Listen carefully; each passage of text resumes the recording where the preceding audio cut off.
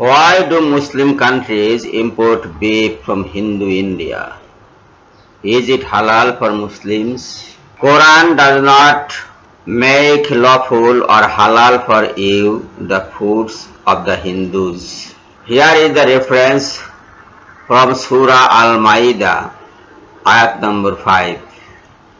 Only the foods of the Jews and the Christians are tayyibat, and that is halal for Muslims. Hindus' foods are not included in it. So Muslims cannot import beef from the Hindus.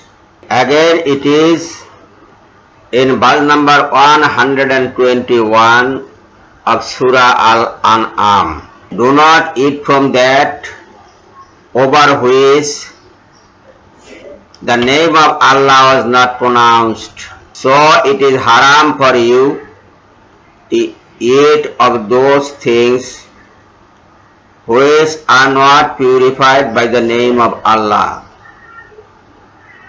Are you sure that the Hindus pronounce Allah's name while they slaughter cows in India? You are not. Therefore, you should not import beef from Hindu India. Forsake it. Stop importing beef from India. Thank you all for watching and hearing. Allah Hafiz.